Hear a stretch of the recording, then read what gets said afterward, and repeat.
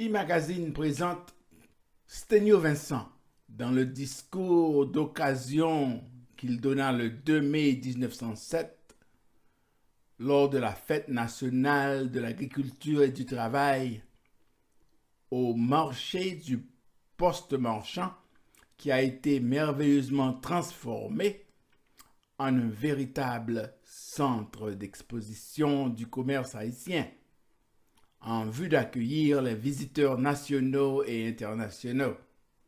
Nous avons ici sous les yeux un extrait du discours que prononça Sténio Vincent sous le gouvernement du général Nord-Alexis. Entre-temps, reprenons la description pittoresque de la scène des événements de notre proéminent journaliste et directeur du journal Le Matin, M. Clément Magloire. Hier a eu lieu l'ouverture de l'exposition agricole à laquelle le sympathique magistrat communal a travaillé durant de longues semaines avec un zèle et une activité remarquables. Le succès d'ailleurs l'en a récompensé et le public port-au-prinçien lui a exprimé par son empressement sa reconnaissance d'avoir marqué la fête agricole de cette année d'un cachet particulier et plus digne. À la sortie de la cathédrale du cortège officiel, les secrétaires d'État escortés de l'état-major présidentiel en tenue de gala se sont rendus à l'hôtel communal où un lunch leur a été offert, puis au marché du poste marchand, merveilleusement transformé. Monsieur Sténio Vincent, magistrat communal de la ville de Port-au-Prince, gravit l'estrade, érigée dans cette occasion, et prit la parole en ces termes. Messieurs les secrétaires d'État, messieurs, la fête du 1er mai, dans l'esprit même de son institution, est d'abord la fête du travail en général. Il est bon de marquer périodiquement les conditions dans lesquelles s'exerce l'activité nationale, de préciser son évolution ou de constater ses défaillances et ses erreurs. Si le législateur, toujours sage, a consacré cette solennité plutôt à l'agriculture, c'est qu'il a entendu rappeler chaque année, et rien n'en est plus utile, que c'est surtout vers la terre que doit aller naturellement notre maximum d'efforts. Or, nous n'avons pas écouté les exhortations du législateur, nous ne sommes pas allés à la terre.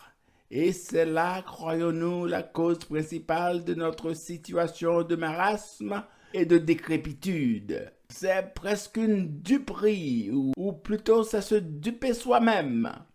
Lorsqu'on est appelé à parler dans une pareille circonstance, d'avoir l'air de s'adresser uniquement à des masses rurales incultes, sans direction, livrées à elles-mêmes, n'ayant du travail que la notion imparfaite et fausse des époques d'esclavage. Les individus haïtiens, conscients et avertis, sont là, et c'est sur eux qu'il faut essayer d'agir. Tant qu'ils ne se décideront pas à refaire les conditions matérielles de notre vie par la mise en valeur de toutes nos ressources, par une vigoureuse impulsion donnée à cette agriculture trop commode, en vérité, de quoi nous avons jusqu'ici tiré, vaille que vaille, sans le faire exprès, la précaire subsistance qui nous permet d'avoir encore une certaine façade. Cette classe rurale, si digne d'intérêt, que nous saluons aujourd'hui solennellement, continuera de croupir dans son invétérée torpeur.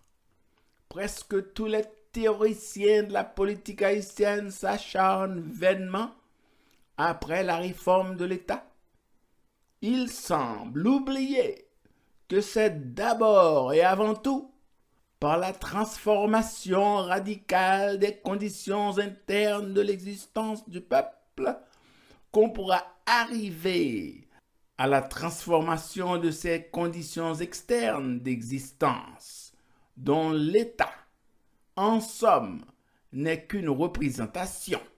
Nous ne sommes pas encore entrés résolument dans cette voie.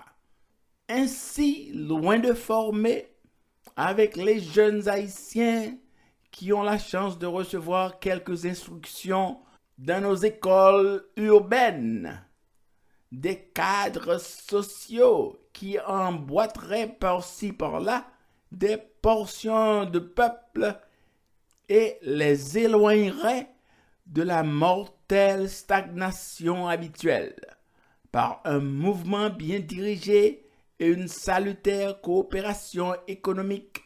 On s'ingénie de plus en plus à canaliser leurs énergies naissantes vers les passivités du fonctionnarisme et le clinquant suranné des professions libérales. Le milieu familial, l'enseignement, les mœurs, les prophètes, tous ces éléments se coalisent pour contribuer à ce déplorable état de choses. Ils font, par conséquent, autant d'entraves à l'émancipation individuelle, à l'affranchissement et à la vie de la collectivité. Il faudrait donc briser ces barrages, désagréger au plus tôt ces gangs qui enferment les individus de choix, les neutralisent en les contraignant à l'inaction et à la stérilité. Le pays est atteint, en effet, dans ses sources vives. Les nouvelles générations ne savent pas trop où elles vont. Des forces se perdent. Au lieu d'agir sur le milieu pour le transformer par une vigoureuse croisade en faveur du travail, les unités haïtiennes les plus conscientes se cassent tranquillement dans l'immobilisme traditionnel et s'y conforment. Qu'elles s'agitent dans le vide de conceptions erronées qui les éloignent de plus en plus des utilités immédiates, ou qu'elles restent les bras croisés, le résultat est le même. Et pourtant, le rôle de l'individu ici, de l'individu cultivé, devient immense. Toutes les initiatives doivent partir de lui. C'est lui qui doit mettre en mouvement toutes les activités et, qu'on le veuille ou non, il n'y a pas d'autre facteur de progrès national, d'autre agent de construction sociale par la mise en branle des multiples ressorts de la production économique.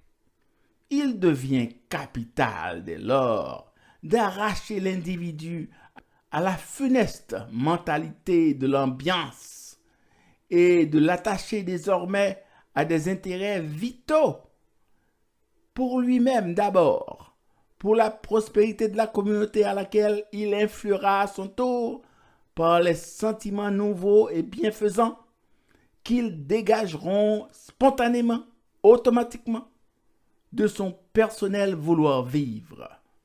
Nous méprisons la terre et nous sommes bien punis. Regardons un peu autour de nous.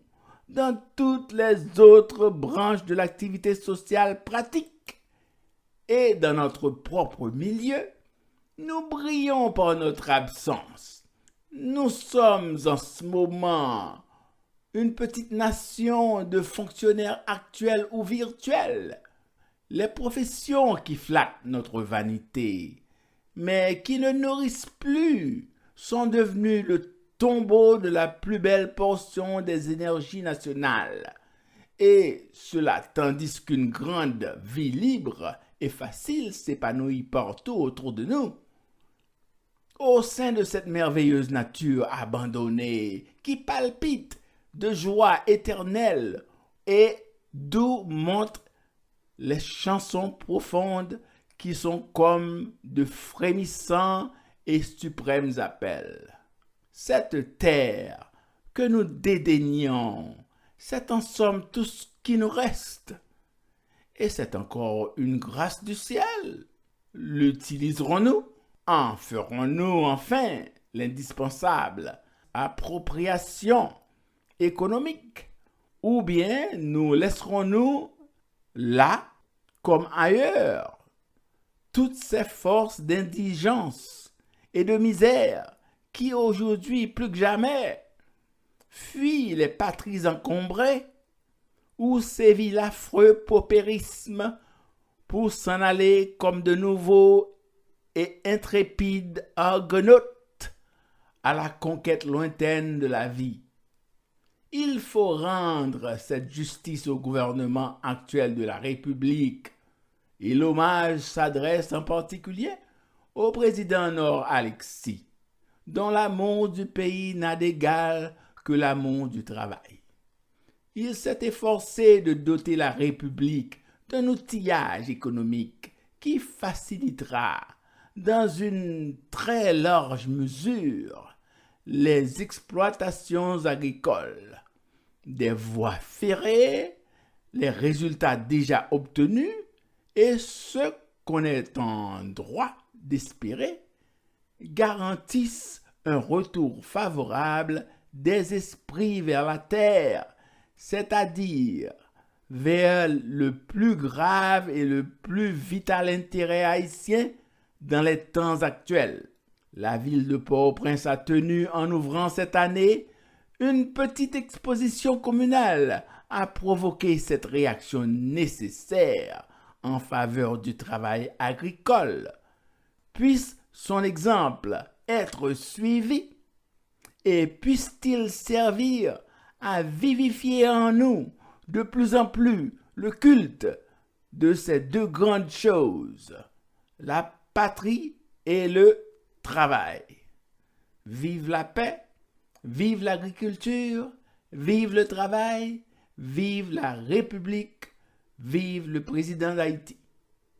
Signé Sténio Vincent.